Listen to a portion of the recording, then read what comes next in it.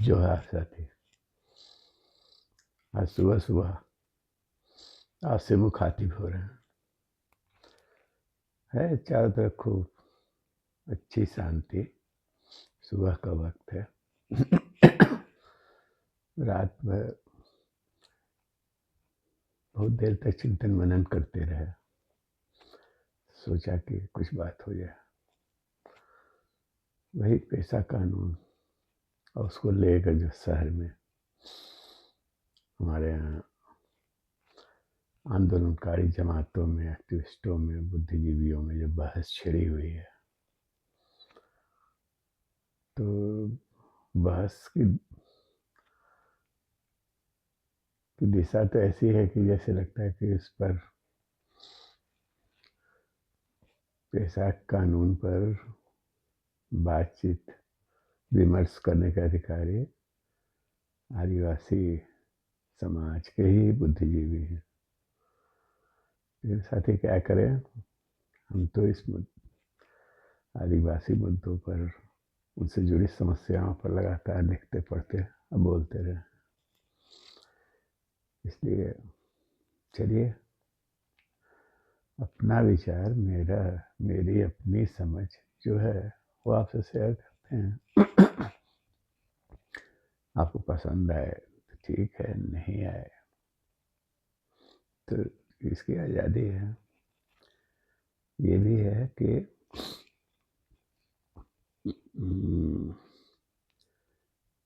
एकदम संक्षेप में कहें, एकदम मुख्तसर जिसको कहते हैं, छोटी सी बात इतनी सी है। पेशा कानून को लेकर तो मेरे पास पूरा दस्तावेज है, अब बहुत महत्वपूर्ण दस्तावेज है। इसमें पूरा डिटेल्स है, सारी धाराएं हैं उस पर, उन धाराओं का विश्लेषण है।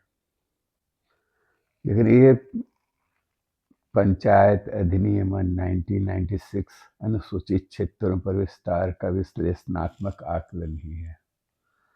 विद्वान लुइस में professor Roy Burman centre for the studies of development societies, New Delhi में फैकल्टी और फोरम फॉर कल्चरल डेमोक्रेसी, नई दिल्ली के चेयरमैन थे। उनके नेतृत्व में जो ठीक कानून बनने के बाद ऐसा कानून, जो एक बड़ी बैठक हुई थी जिसमें बहुत सारे विद्वान जमा हुए थे, उन्होंने इसका विश्लेषण किया था और वो उसको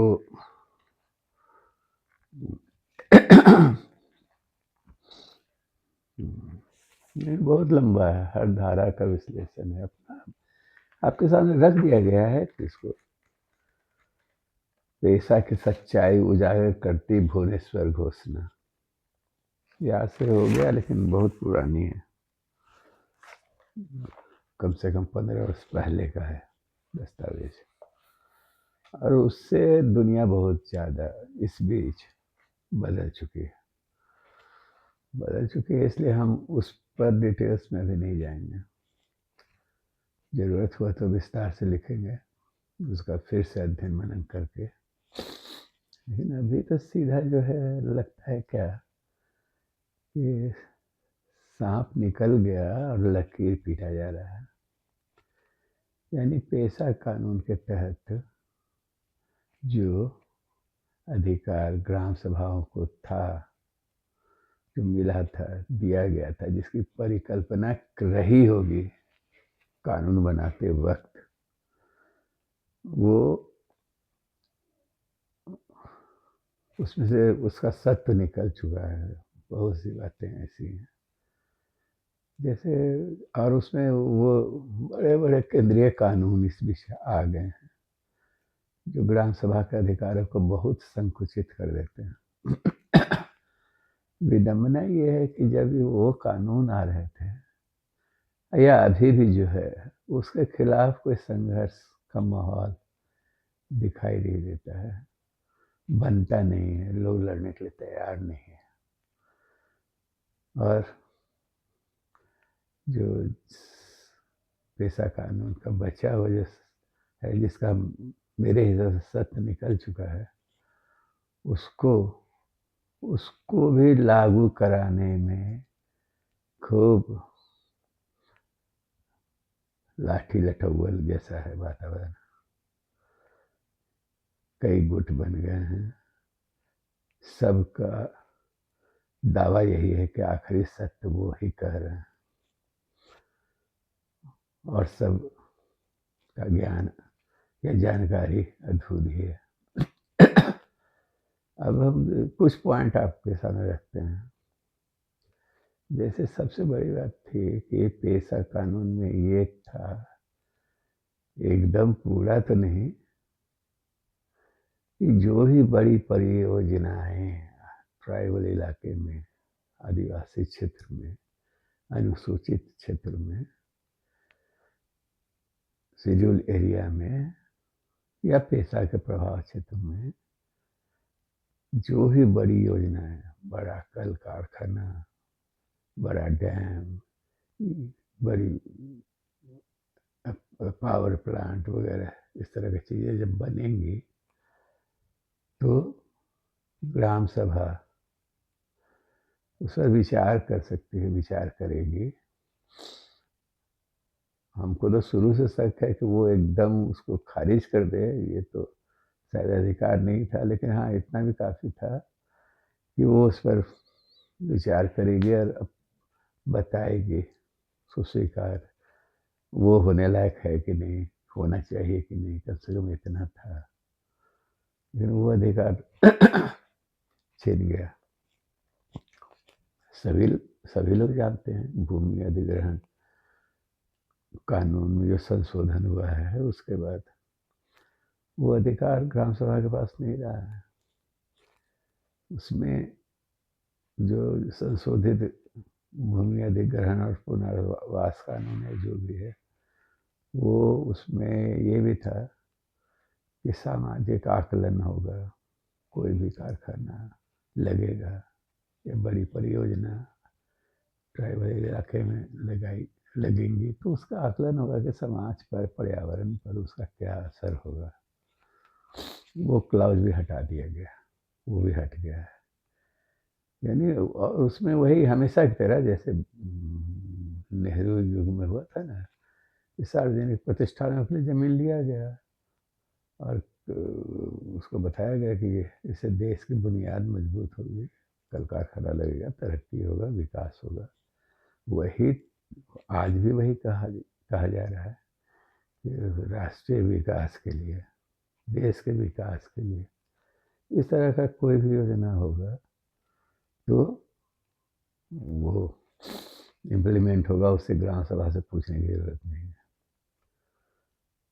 और उसमें अब नया चीज़ ये भी आ गया है कि वो विकास जरूरी नहीं कि सरकारी उद्यमियों के द्वारा हो, प्राइवेट पब्लिक सेक्टर के द्वारा हो, वह प्राइवेट खिलाड़ी भी, कारपोरेट भी कर देश का विकास कर सकते हैं, योगदान दे सकते हैं। ये कानून बन गया, सेंट्रल कानून है, कहाँ उसका विरोध हुआ। सेंटर में बना था तो उसमें कह दिया गया था कि जब राज्यों में इसको इम्प्लीमेंट किया, जब विरोध हुआ तो सेंटर उसको ख़त्म की थी। 14 में जब बना था वो संशोधन आया था, तो मोदी के राज्य में आने के तुरंत बाद तो उसका देशव्यापी विरोध हुआ और वो कानून निरस्त हुआ। केंद्र सरकार तो निरस्त कर दी और राज्य सरकारों को छोड़ दी, और वो कानून झारखंड में रघुवर दास की सरकार थी, उसको उन्होंने लागू कर दिया। और अभी तक बार बार हेमंत सोरेन से कहा जा रहा है कि उस कानून को तो ख़त्म कीजिए, उस संशोधन को तो हटाइए, आपके हाथ में। पता नहीं क्यों, क्या अड़चन है उसमें, वो उस पर एक्शन नहीं लेना है। अब तीसरा एक चीज़, वनाधिकार कानून जो था, वन संरक्षण कानून, या जो नाम कुछ भी दीजिए, मैंने वनाधिकार कानून, उसमें भी संशोधन हुआ है, हाल में हुआ है या होने वाला है, शायद हुआ है, हो गया है। उसमें कहा गया है कि वन क्षेत्र का अधिग्रहण भी सरकार कर सकती है राष्ट्रीय विकास की योजनाओं के लिए। और इस क्लाउज के वजह से ही वहाँ छत्तीसगढ़ में हसदेव का जंगल पूरा का पूरा कट गया। सब लोग जान रहे हैं इसको। वो कानून हो गया, उसमें भी आप हस्तक्षेप नहीं कर सकते हैं। और उसमें और भी है जो कानूनी प्रक्रिया, जो कानून के सरकार जो बना रही है, उसमें सुरक्षा वाला, राष्ट्रीय सुरक्षा का आयाम भी जोड़ दिया गया है। उस तरह के चीज़ों के लिए तो आप उस तरह का उद्योग धंधा या उस तरह का चीज़ है, अब आपके इलाके में सेना उतार दी जाए या गश्ती लगाए, इसको आप कहाँ से रोकिएगा? तो सुरक्षा के लिए है देश के। वहाँ पर कोई उस तरह का योजनाएं बनेगी, उसके लिए आयुध कारखाना लगेगा या कुछ भी इस तरह की चीज़ें, उसको भी आप नहीं रोक सकते हैं। कानूनन कह रहे हैं हम, कानून इस तरह के बन गए हैं। तब क्या है, ग्राम सभा के पास वही लघु खनिज है, वन उत्पाद है, इस तरह की चीज़ों पर अधिकार की लड़ाई है। कोई बड़ा लड़ाई इसमें रहा नहीं, माने उसमें कानून में है नहीं। तो भी कुछ बातें हैं जो बताया जा रहा है कि जो कानून लागू नियमावली बनाई है हेमंत सोरेन की सरकार ने, 2-3 चीज़ें हैं उसमें इम्पोर्टेंट तब भी कि हाँ भाई, आप अपने लिए, अपने इलाके के लिए आप परियोजनाएं बना सकते हैं, उसको अग्रसारित कर सकते हैं, उसको अपने क्षेत्र विशेष के लिए। तो वो एक है। आप यदि आपके इच्छा के प्रतिकूल कुछ निर्माण कार्य वहाँ हो रहा है तो उसका भी विरोध, जैसे अभी एक्यूरेट जगह का नहीं बता रहे हैं, उस इलाके में जब सड़क को 16 फीट से की सड़क थी, उसको 32 फीट का जब बनाया जा रहा था तो गांव वालों ने विरोध किया उसका, उस इलाके के लोगों ने, ग्राम सभा ने विरोध किया और वो उसको सरकार मानी उसको। अब ये भी था, जंगल पर थोड़ा बहुत जो अधिकार अभी मिला है, पहले तो छीन लिया गया था वो सारा अधिकार। रिजर्व फॉरेस्ट तो संरक्षित वन, तो क्या क्या नाम से जनता के बीच, जनता के लिए, आदिवासी जनता का जीवन तो जंगल पर भी निर्भर है, लेकिन वो अधिकार छीन गया था। जंगल के इलाके में चले गए आप तो यदि, तो उस पर आप पर मुकदमा हो सकता है। और झारखंड के जेलों में बहुत सारे लोग जो बंद हैं आदिवासी, वो वन कानूनों के उल्लंघन के लिए। लेकिन एक नई चीज़ आई है जो हेमंत सोरेन ने नियमावली जो बनाई है और लागू करने की कोशिश हो रही है कि उसमें कि नहीं, आप उसका आसपास के जंगल का प्रबंधन में थोड़ी बहुत भूमिका निभा सकते हैं और आप अपने उपयोग के लिए लकड़ी तो ले ही सकते हैं उसका। अभी जैसे उसका प्रयोग हुआ भी है, जैसे आप देखेंगे बेड़ों में गांव वालों ने तय किया कि कोई भी पेड़ से आम चढ़ के नहीं तोड़ेगा, पेड़ पकेगा, आम को गिरेगा या गिरा दिया जाएगा हिला के, लोग अपना चुनेंगे लेंगे। तो इस तरह की चीज़ें हैं, आप जंगल से अपने उपयोग के लिए लकड़ी प्राप्त कर सकेंगे, इस तरह की सुविधाएं हैं। और भी बहुत सी चीज़ें हैं छोटी छोटी, जैसे खनिज संपदा जो है वहाँ पर, जो लघु उत्पाद, बालू का घाट है, बालू है, चिप्स पत्थर है, ये वो, तो उसका नियमन आप लोग कर सकते हैं। हाँ, उसमें एक क्लाउज जरूर है कि मान लीजिए बालू घाटों का नीलामी होगा तो पदाधिकारियों के, सरकारी पदाधिकारियों की देख रेख में होगा, लेकिन हाँ, उससे जो आमदनी होगी वो ग्राम सभा को ही जाएगी। तो इस तरह मतलब पेशा कानून का जो मुख्य था, मुख्य ताकत और मुख्य चीज़ें थी उसमें, जब पेशा कानून जब इन पर लागू हो रहा था, तब तो उनमें से ज़्यादातर कानूनों को निरस्त किया जा रहा है। माने बड़ा कानून बना के एक तरह से ग्राम सभा के अधिकारों को छीन लिया गया है या छीनने का प्रयास केंद्र सरकार की है, कर चुकी है मोदी की सरकार।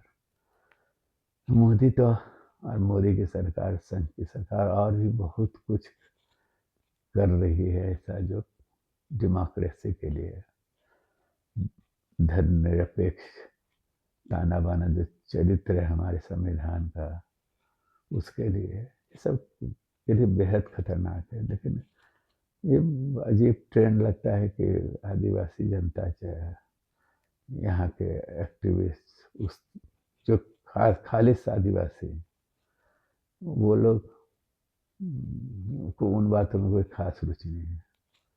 और पेशा कानून को लेके एक नया वितंडावाद किया जा रहा है, जैसे कि पेशा कानून नहीं था, इसकी वजह से लूट हो रहा है, और पेशा कानून यदि लागू हो जाएगा तो वो सारा लूट खसोट बंद होगा। और लेकिन विवाद ये है कि भाई वो लागू भी कैसे होगा। कम से कम कई गुट हैं, कई तरह की बातें हैं, सबको एक दूसरे से टकराव है। तो इसमें खतरा तो वही है कि मामला, ज़्यादातर मामला जब भी होगा तो कोर्ट हस्तक्षेप करेगी।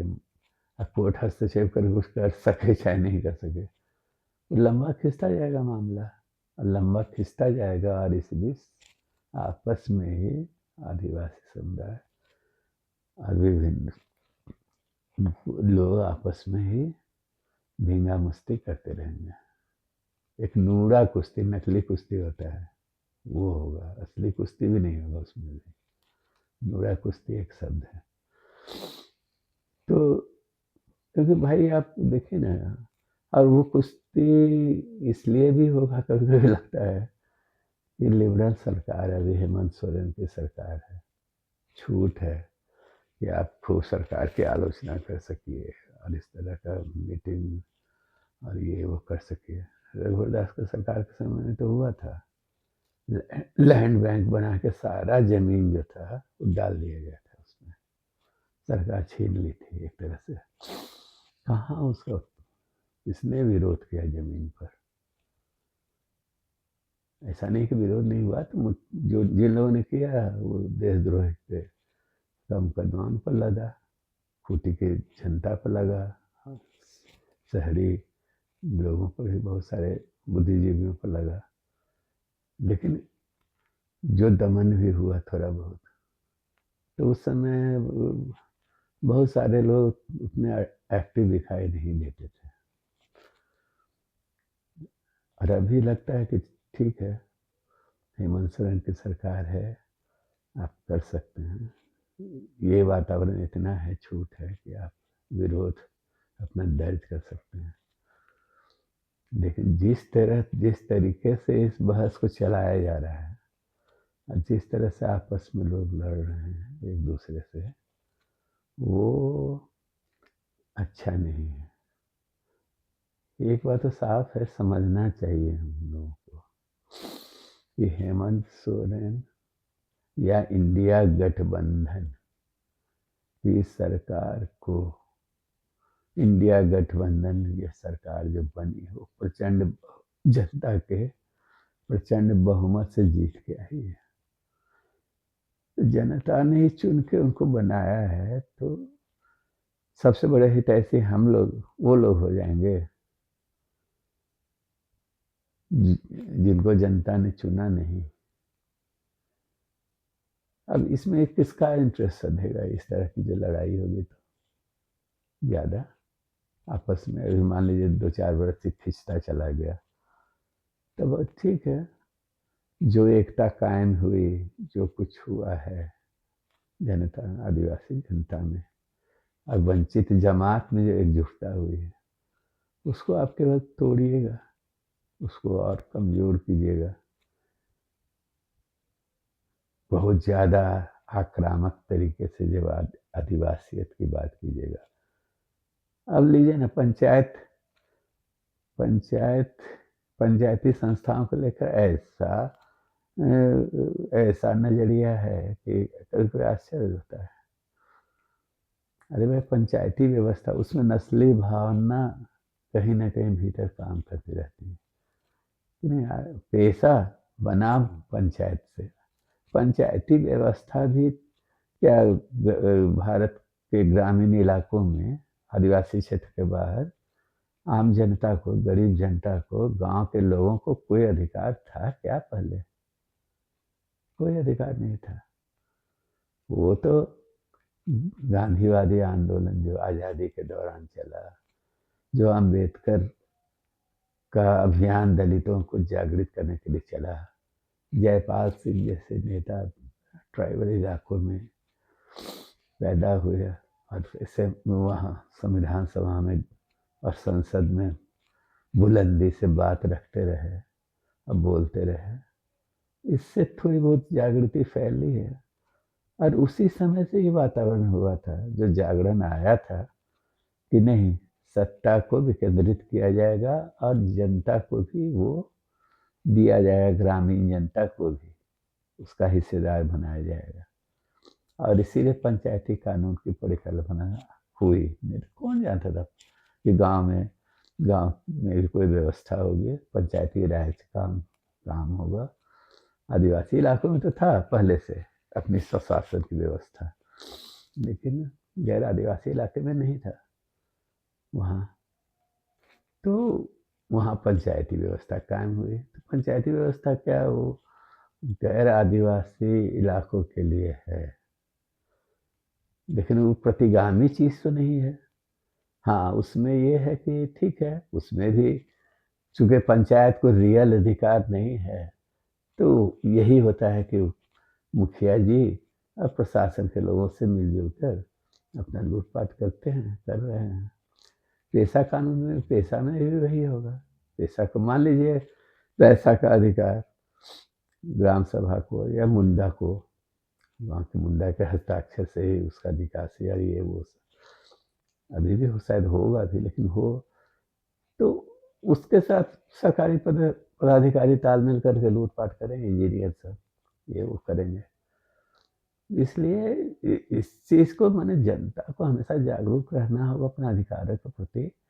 और कानून वगैरह जो इस तरह की चीज़ें बनती हैं, उसकी एक सीमा है, इस बात को समझना होगा। असल लड़ाई तो असल जो जो संघर्ष है जल जंगल जमीन बचाने का, वो तो जनता की गोलबंदी और सतत संघर्ष से ही बचेगा।